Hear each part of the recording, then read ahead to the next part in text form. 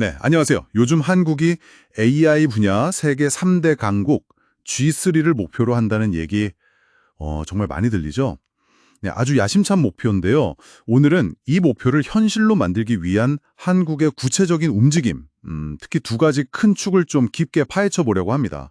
바로 거대한 컴퓨팅 센터 구축이랑요. 또 AI 시대를 위한 기본법 제정.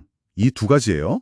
저희가 참고한 건 관련 정부 발표 자료들, 또 법률 전문가 분석, 그리고 최신 뉴스 기사들인데요.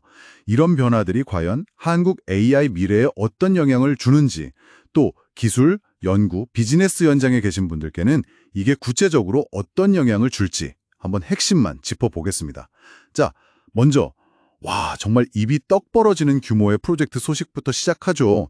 정부가 최대 2조 원, 2조 원을 투입해서 국가 AI 컴퓨팅 센터를 짓는다고 발표했어요. 목표 성능이 무려 1엑사플롭스 이상이라고 하고요. 네, 시작은 최신 고성능 GPU, 그러니까 H1위급으로 한 3만 장 규모로 시작하고 지난 2월 발표 보면 올해 안에만 1만 장을 확보하겠다. 이런 계획이더라고요. 아니 근데 이렇게까지 대규모 투자를 하는 이유가 뭘까요? 네, 그게 핵심은 역시 그 글로벌 빅테크 기업들 있잖아요. 거기에 비해서 우리나라가 이 첨단 컴퓨팅 자원, 특히 GPU가 절대적으로 좀 부족하거든요. 이걸 확보하겠다는 겁니다. 그래서 국내 산업계나 연구계가 AI 연구 개발할 때 자원 걱정 없이 좀 마음껏 할 수 있게 그런 판을 깔아주겠다는 의지가 강한 거죠. 근데 여기서 또 주목할 점은 이게 원래 2030년 목표였어요. 근데 이걸 확 앞당겨서 당장 올해 11월부터 서비스를 시작하겠다. 이런 속도전을 예고하고 있습니다. 와, 올해 11월요? 진짜 빠르네요. 어휴. 근데 이 막대한 사업, 추진 방식은 좀 어떤가요? 정부 혼자서 다 하는 건 아닐 것 같은데요? 맞아요. 정부가 다 하는 건 아니고요. 정부랑 민간이 지분을 나눠 갖는 방식입니다. 정부가 51%, 민간이 49% 이렇게 투자하는 특수목적법인 SPC라고 하죠. 이걸 만들어서 민관 합작 방식이에요. 아무래도 정부 정책 목표도 달성하면서 또 민간의 효율성이나 전문성을 좀 빌리겠다 이런 전략으로 보입니다.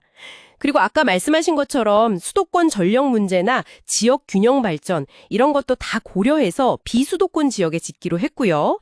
벌써 100곳 넘는 기업이나 기관들이 참여 의향을 밝혔다고 하니까 관심이 정말 뜨겁습니다. 아, 민관합작 SPC에 흥미롭네요.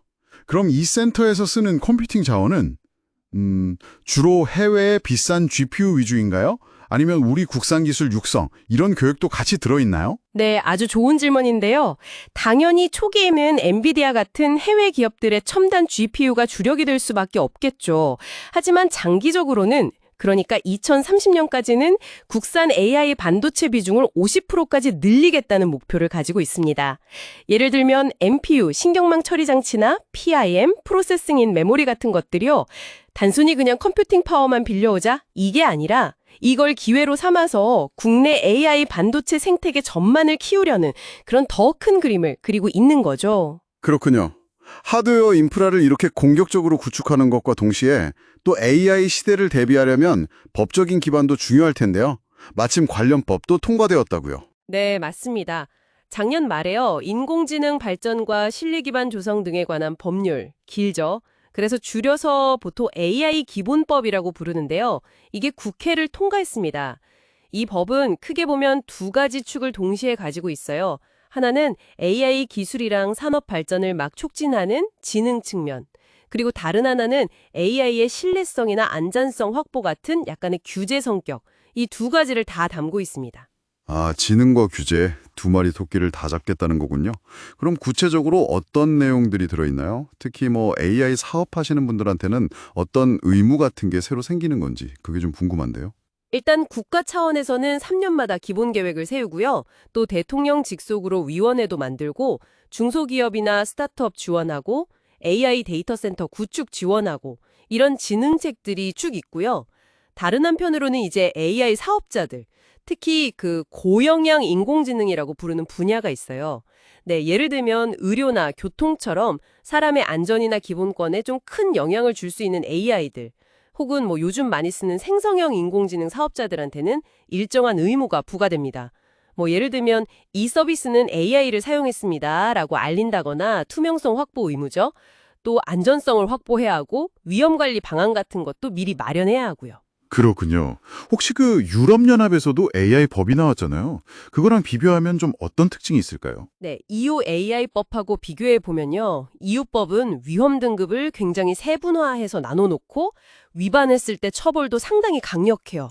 그런데 우리나라 AI 기본법은 그런 규제 강도나 처벌 수위, 위반 시 최대 3천만 원 과태료 정도? 그러니까 상대적으로는 좀 낮습니다. 뭐랄까, 일단 지능을 먼저 하고 문제는 나중에 보완하자 이런 기조가 좀 더 강하다고 볼 수 있죠. 그런데 또 재밌는 건 법 적용의 예외 범위는 오히려 이유보다 더 좁게 해석될 여지도 있어요. 그래서 산업계에서는 아직 그 고영향 인공지능이라는 정의가 좀 애매하다, 혹은 정부가 사실조사를 할 수 있는 요건이 좀 불명확하다, 뭐 이런 우려의 목소리도 나오고 있습니다. 그래서 앞으로 만들어질 시행령 같은 하위 법령에서 이런 불확실성을 어떻게 구체화할지가 상당히 중요해 보입니다. 자, 그럼 한번 정리해 볼까요?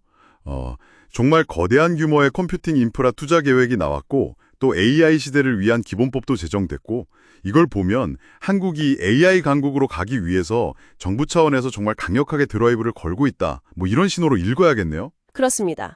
핵심은 결국 두 가지 전략을 동시에 가져간다는 거죠. 최첨단 컴퓨팅 자원을 확보하는 것, 물론 여기엔 해외 GPU 도입뿐 아니라 국산 반도체 육성도 포함되고요. 이것과 동시에 윤리적이고 안전한 AI 활용을 위한 가이드라인, 즉 법적 기반을 설정하는 것, 이 두 가지를 병행하는 겁니다. 그럼 이게 우리 연구나 사업하시는 분들께는 어떤 의미가 있을까 생각해 보면요. 일단 강력한 컴퓨팅 파워를 활용할 기회가 이전보다는 더 많이 열릴 수 있다는 기대감이 있겠죠. 동시에 AI를 개발하거나 서비스에 적용할 때는 이제 새로운 법적인 의무들을 잘 준수해야 한다는 점도 고려해야 합니다. 당연히 이런 변화는 관련 인력 시장이나 투자 환경에도 계속 영향을 미치게 될 거고요. 네, 한국의 AI 전략이 하드웨어, 소프트웨어 양쪽에서 정말 속도를 내고 있는 모습이네요. 네, 맞습니다. 국가 AI 컴퓨팅 센터라는 대규모 투자를 통해서 인프라를 확보하고 또 AI 기본법으로 제도적인 틀을 마련하면서 이제 본격적인 AI 시대를 준비하고 있다고 볼 수 있습니다. 그런데 여기서 한 가지 더 생각해 볼 지점은 좀 남아 있어요. 뭐냐면 이 AI 기본법 논의 과정에서 사실 저작권 문제가 굉장히 큰 쟁점 중 하나였거든요. 예를 들어 AI 학습에 어떤 데이터 목록을 썼는지 공개해야 한다, 이런 의무 같은 거요. 근데 최종 법안에는 이런 내용이 명시적으로 포함되지는 않았습니다. 그래서 앞으로 한국이 경쟁력 있는 AI 모델을 만들기 위해 꼭 필요한 방대한 데이터를 어떻게 확보할 것인가 하는 문제랑 또 창작자들의 권리는 어떻게 보호할 것인가 하는 문제, 이 두 가지 중요한 가치 사이에서 어떻게 균형점을 찾아 나갈지, 구체적인 규칙들이 앞으로 어떻게 만들어질지 우리가 계속 좀 주목해서 봐야 할 부분인 것 같습니다.